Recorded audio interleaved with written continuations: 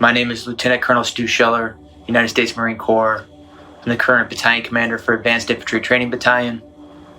I've been in the Marine Infantry for 17 years. Started my tour with Victor 1-8. It's the current unit that's doing perimeter security, dealing with the mess that's going on there. You can see open source reporting that there was an explosion and some people were killed. I know through my inside channels that one of those people that were killed was someone that I have a personal relationship with. We won't go into more details because the families are still being notified.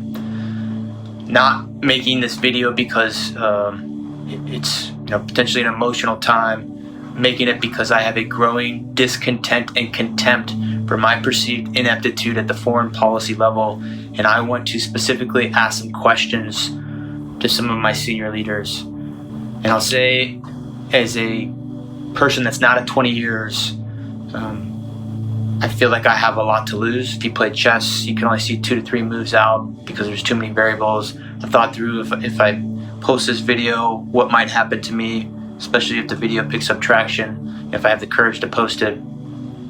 But I think what you believe in can only be defined by what you're willing to risk. So if I'm willing to risk my current battalion commander seat, my retirement, my family's stability to say some of the things that I want to say, I think it gives me some moral high ground to demand the same honesty, integrity, accountability from my senior leaders. And so I want to start with, we'll just use the Marine Corps. We'll just stick with the Marine Corps. So in the current fallout of Afghanistan, a lot of Marines were posting on social media, and in response to that, the Commandant published a letter, which is the service chief of the Marine Corps. And I want to read from it. It was dated 18 August, so only a week ago. The Commandant, sir, you wrote, "Some of you may be struggling with the simple question, was it all worth it? We want you to know that your service is meaningful, powerful, and important. You fought for the Marine to your left and the Marine to your right. You never let them down." Then you go on to say that, if we're struggling, we should seek counseling, which, I get it. People have killed people. I've killed people, and I seek counseling, and that's fine. There's a time and place for that. But the reason people are so upset on social media right now is not because the Marine on the battlefield let someone down. That service member has always rose to the occasion, done extraordinary things. People are upset because their senior leaders let them down, and none of them are raising their hands and accepting accountability or saying, we messed this up. If an 05 battalion commander has the simplest live fire incident EO complaint, boom, fired. But we have a Secretary of Defense that testified to Congress in May that the Afghan National Security Force could withstand the Taliban advance. We have chairmen of Joint Chief, who the Commandant is a member of that, who's supposed to advise on military policy. We have a Marine combatant commander. All of these people are supposed to advise, and I'm not saying we've got to be in Afghanistan forever, but I am saying, did any of you throw your rank on the table and say, hey, it's a bad idea to evacuate Bagram Airfield, the strategic air base, before we evacuate everyone? Did anyone do that? And when you didn't think to do that, did anyone raise their hand and say, we completely messed this up?